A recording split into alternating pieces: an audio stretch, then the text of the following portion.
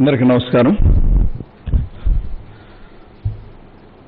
మరి డాక్టర్ సుధాకర్ అనే టీడీపీ నాయకుడు ఎందుకట్లా చెప్తా ఉన్నామంటే, సుధాకర్ బాబు పాయకారావుపేట సీటు 2019లో ఆశించి ఆయన ఉద్యోగానికి రాజీనామా చేసిన లెటర్ ఇది.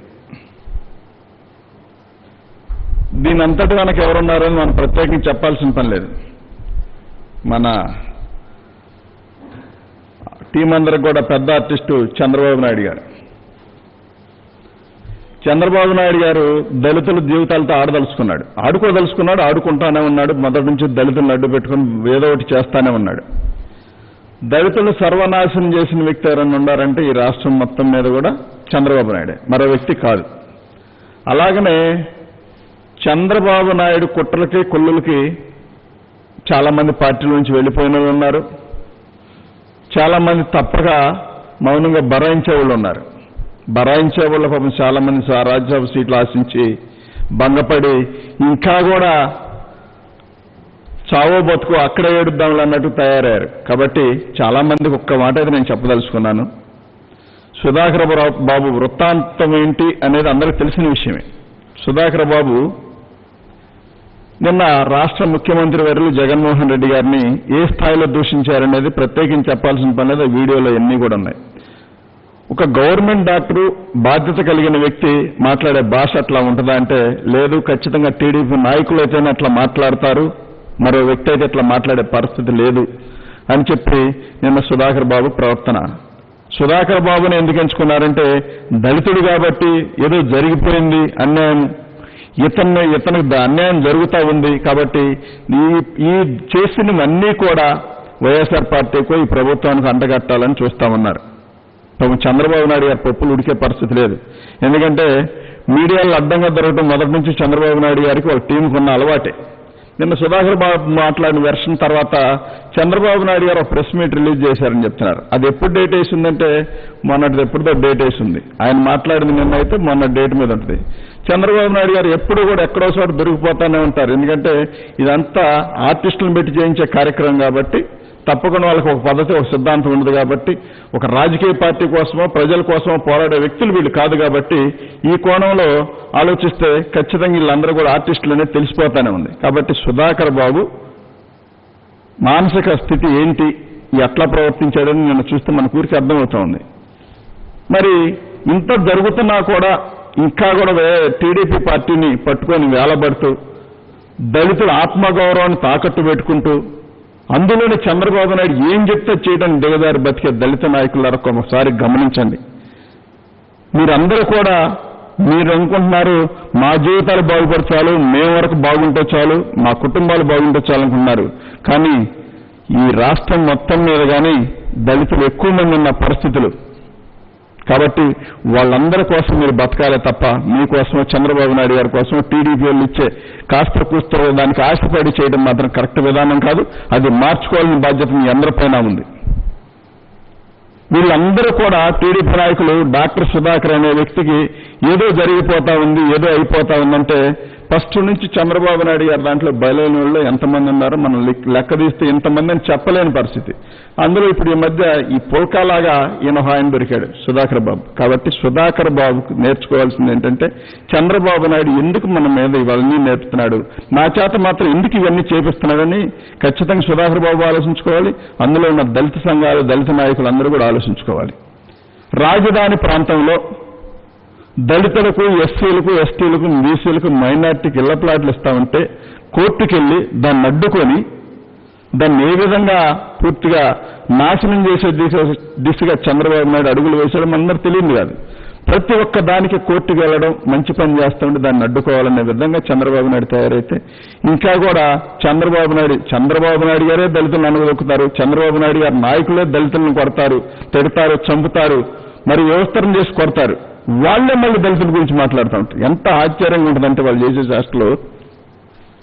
మరి అలాంటి చర్యలు చేసే వ్యక్తులు కూడా మళ్ళీ దళితుల గురించి మాట్లాడి ఇంకేదో జరిగి మాకు చంద్రబాబు నాయుడు గతంలో అది చేశాడు, ఇది చేశాడని చెప్పింది. చంద్రబాబు నాయుడు దళితులకు ఏం చేశారు చెప్పాలి అని అంటే ఒక్కటి కూడా చెప్పే దమ్ము కానీ ధైర్యం కానీ ఒక్కళ్ళకి లేదు.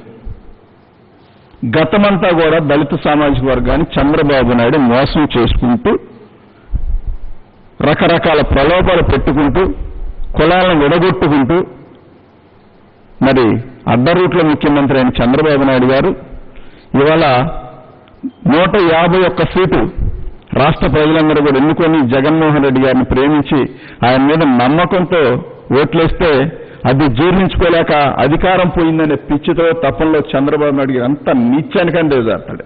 ఎందుకంటే ఒక నీచం అనే పదం గుర్తుకొస్తే నాకు చంద్రబాబు తప్ప మరో వ్యక్తి కనబడే పరిస్థితి లేదు. అంత నీచమైన వ్యక్తి, అంత దుర్మార్గమైన వ్యక్తి. ఎంతకైనా దిగజారిపోతాడు, అంతకన్నా తెగిడుస్తూ ఉంటాడు. కాబట్టి ఇలాంటి వ్యక్తిని పక్కన పెట్టి రాష్ట్ర ప్రజలందరూ కూడా జగన్మోహన్ రెడ్డి గారి పాలన ఉంది, బ్రహ్మాండంగా ఉంది. మరి కోవిడ్ విషయంలో కూడా, కరోనా విషయంలో కూడా ఈ రాష్ట్రాన్ని మరి అత్యధిక టెస్టులు చేసి దేశ ప్రధాని చేత ప్రశంసలు పొంది మరి ఈ కరోనాని కంట్రోల్ చేసే విధానంలో మరి జగన్మోహన్ రెడ్డి గారు తీసుకున్న నిర్ణయాలు కానీ, అధికారులు కానీ, జిల్లా కలెక్టర్ కానీ, పోలీసు యంత్రాంగం కానీ ఏ రకంగా కష్టపడ్డారంటే మున్సిపాలిటీ శానిటరీలు కానీ మరి వీళ్ళందరూ కూడా ఇంత కష్టపడి రాష్ట్రాన్ని ఈ రకంగా ఒక దారికి తీసుకొచ్చి ఇవాళ కరోనా పాజిటివ్ కేసులు తగ్గే విధంగా టెస్టులు ఎక్కువ చేస్తున్నా కానీ కేసులు తగ్గుముఖం పట్టినాయి. ఇంత చేసుకుంటూ ఎదరికెళ్తామంటే కరోనా విషయంలో కూడా చంద్రబాబు నాయుడు గారు ఎలాంటి రాజకీయాలు చేశారో తెలియని విషయం కాదు. మరి వైజాగ్లో గ్యాస్ లీక్ అయి మరణం పొందితే వీళ్ళు అద్దద్దద్ద అని చెప్పి ప్రెస్ మీట్లు పెట్టి 5 లక్షలు ఇవ్వాల్సిందే, 10 లక్షలు ఇవ్వాల్సిందని చెప్పి ఆశ్చర్యకరమైన ప్రెస్ మీట్లన్నీ పెట్టారు. జగన్మోహన్ రెడ్డి గారు దెమ్మ తిరిగే విధంగా అక్కడ జరిగిన అన్యాయానికి ధీటుగా మరి ప్యాకేజీ ప్రకటిస్తే నాలుగు ఖర్చుకొని తప్పక స్పందించి మంచి ఆలోచన చేశారన్నారు. కాబట్టి మీ బుద్ధి ఎప్పుడు వంకరే. ఎదట వాళ్ళు ఏం చేసినా అది తప్పుగానే కనిపించే విధానం కనబడతా ఉంది తప్ప మరొకటి కాదు. కాబట్టి ఈ సుధాకర్ అనే వ్యక్తి, డాక్టర్ సుధాకర్ అనే వ్యక్తి ఖచ్చితంగా టీడీపీ వ్యక్తి. టీడీపీ వాళ్ళు వాడుకుంటున్న ఒక పర్సనే తప్ప మరొకటి కాదు. దయచేసి ఇవన్నీ ఎస్సీ ఉన్నంత మాత్రాన ఈ దళితులకు అన్యాయం జరిగిపోతా ఉంది, దళితులు ఏదో మోసపోయారు, దళితులు జగన్మోహన్ రెడ్డి గారి ప్రభుత్వం మీద అన్యాయం చేస్తా ఉందని చెప్పానంటే ఈ రాష్ట్ర ప్రజలు చూస్తూ ఉండే పరిస్థితి ఎక్కడా లేదు. కాబట్టి చంద్రబాబు నాయుడు గారు, ఆయనకు బ్యాండ్ మేళ వాయించే చాలా మంది నాయకులు కూడా తెలుసుకోవాల్సింది ఒకటే, భవిష్యత్తు మొత్తం రాష్ట్ర ముఖ్యమంత్రి జగన్మోహన్ రెడ్డి గారిదని కనిపిస్తా ఉంది. మీరు రాష్ట్రాన్ని అప్పులు పాలు చేసి రాజధాని అదని ఇదని చెప్పి సర్వనాశనం చేసి లక్షల కోట్లు దోచుకు తింటే ఇవాళ ఆ రాష్ట్రాన్ని చక్కదిద్దే విధానంలో ఎదురికి వెళ్తా ప్రతి కష్టాన్ని ఎదుర్కొంటూ సమర్థవంతంగా ఎదుర్కొంటూ చిరునవ్వుతో రాష్ట్రాన్ని పనిచేస్తా ఉంటే మీ ఏడుగుడ్డు రాజకీయాలు ఏంటో నాకు అర్థం కాని పరిస్థితి. ఇంకెన్నాళ్ళు చంద్రబాబు నాయుడు గారిని చూస్తూ ఉంటే ఒక రకంగా జాలి, కోపం. ఎందుకు ఇంకెంత నీచాన్ని దిగజారుతూ ఉంటాడు? అధికారం పోయేసరికి ఏదో జీర్ణించుకోలేని పరిస్థితిలో పడిపోవటం, ఏదో ఒక రకంగా గొడవలు చేయాలనుకోవటం, ఏదో రకంగా అల్లర్లు చేయాలనుకోవటం, ఈ రాష్ట్రాన్ని సర్వనాశనం చేయాలనుకోవటం. మీకు రాజధాని మీద, రాష్ట్రం మీద అంత ప్రేమన్న వ్యక్తి రాష్ట్రంలో ఇళ్ల ప్లాట్లు ఇస్తా ఉంటే దాన్ని హైకోర్టుకి వెళ్ళి అడ్డుకున్నామంటే అంత నీచమైన సంస్కృతిని ఇది. నీ వ్యక్తులు కదా అడ్డుకుంది, నీవు కదా పంపించింది. ప్రతి విషయాన్ని హైకోర్టుకు తీసుకెళ్ళి ఏదో ఒక రకంగా స్టేలు తీసుకురావడం. ఎంత మేనేజ్మెంట్ చేసిన చంద్రబాబు నాయుడు గారు పైన దేవుడు ఉన్నాడు. ఆయన శాసించదలుచుకుంటే నువ్వు నేను కూడా నిలబడం ఒకసారి గుర్తుపెట్టుకోవాలి. ఆయన దీవించాడు కాబట్టి జగన్మోహన్ రెడ్డి గారికి 151 సీట్ ఇచ్చారు.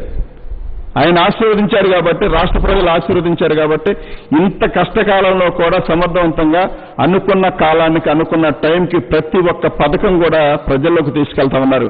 ఒకవైపు కరోనా విషయంలో పోరాడుతూనే ప్రజలకు మేలు చేసే విషయంలో ఎక్కడా కూడా అసలు అలసత్వం చెందకుండా జగన్మోహన్ రెడ్డి గారు పనిచేస్తామంటే మరి ఇంకా కూడా దళితులకి ఏదో జరిగిపోతా ఉంది, దళితులు జగన్మోహన్ రెడ్డి గారు ఏదో అన్యాయం చేస్తా ఉన్నారు, దీని అంతటా బాధ్యత జగన్మోహన్ రెడ్డి గారు చేయాలంట. దాని అంతటా బాధ్యత తీసుకోవాలని చంద్రబాబు నాయుడు గారు. ఎందుకంటే డాక్టర్ సుధాకర్ అనే వ్యక్తిని బలిపశువుని చేసి, రోడ్డు ఎక్కించి, రోత చేసి, ఒంటి మీద బట్టలు లేకుండా చేసిన కర్మ నువ్వు పట్టించావు కాబట్టి నువ్వు క్షమాపణ సుధాకర్ బాబుకు నువ్వు చెప్పాలి. కాబట్టి నిన్ను వాడుకున్నాను కాబట్టి ఇంకెప్పుడు ఎలాంటి తప్పులు నేను చేయను, దళిత నాయకులు కానీ దళితులకు కానీ మోసగించాను కాబట్టి క్షమాపణ చెప్పాలని బాధ్యత చంద్రబాబు నాయుడు పైన ఉంది. దళితులకు ఎట్టి పరిస్థితుల్లో చంద్రబాబు నాయుడు క్షమాపణ చెప్పాలి. చిన్న చితక విషయం కాదండి, చంద్రబాబు నాయుడు గారు చేసిన మోసాలు చిన్న విషయాలేం కాదు. పాపం ఇంకా అందులో ఉన్న కొంతమంది పేర్లు చెప్పడం బాగుండదు. దానికి వాళ్ళందరికీ తెలిసి పుండి కొట్టులాడుతా చాలా సీట్లు ఆశించి అదొచ్చుద్ది ఇదొచ్చుద్ది అని చెప్పి ఇది ఇస్తారని చెప్పి హడావిడిగా బయలుదేరి పండగలాగా వెళ్ళిన సందర్భంలో మళ్ళీ సగంటలు వెనక తిప్పిన సందర్భాలు కోకోలలో. కాబట్టి ఇవన్నీ కూడా వాళ్ళందరూ తెలుసుకోవాలి. చంద్రబాబు నాయుడు గారు చనిపోయిన పార్టీని ఇంకా కూడా కాడు మోసినట్టు మోస్తా ఉన్నారు మీరు. కాబట్టి రాష్ట్ర ప్రజలందరూ చూస్తూ ఉన్నారు, దళితులందరికీ తెలుసు జగన్మోహన్ రెడ్డి గారు ఏం చేస్తా ఉన్నారు, రాష్ట్రం ఏం జరుగుతూ ఉందని. పెన్షన్ విషయంలో కానివ్వండి, రైతు భరోసా విషయంలో కానివ్వండి, ఇంగ్లీష్ మీడియం పేదవాడి పిల్లాడు ఇంగ్లీష్ మీడియం చదువుకుంటే చంద్రబాబు నాయుడికి ఎంత ఏడుపంటే తను మనవన్నే ఒళ్ళో కూర్చోబెట్టుకొని వచ్చిరాని ఇంగ్లీష్ నేర్పాలని ట్రై చేస్తూ ఉంటాడు. ఈయనకే సరిగ్గా రాదు, ఈయన మాత్రం వాళ్ళ మనవడికి ఇంగ్లీష్ నేర్పాలని చూస్తూ ఉంటాడు. ఈయన పెద్ద పెద్ద స్కూల్లో చదివిస్తూ ఉంటాడు. టీడీపీ నాయకులందరూ వీళ్ళందరూ కూడా అక్కడ దాకెందుకు తీర్పునిచ్చే వ్యక్తులు ఎక్కడ చదివిస్తూ ఉన్నారు వాళ్ళ పిల్లల్ని అని చెప్పి ఆలోచిస్తే వాళ్ళందరూ కూడా ఇంగ్లీష్ మీడియమే. పేదవాడి పొట్ట మీద కొట్టడమే కాకుండా వాళ్ళ జీవితాలతో కూడా ఆడుకున్న ఏకైక వ్యక్తి చంద్రబాబు నాయుడు. ఇందులో మరొక మార్గమే లేదు, మరొక ఆలోచన కూడా లేదు. రాష్ట్ర ప్రజల జీవితాలతో ఆడుకున్న ఏకైక వ్యక్తి చంద్రబాబు నాయుడు తన స్వార్థ ప్రయోజనాల కోసం.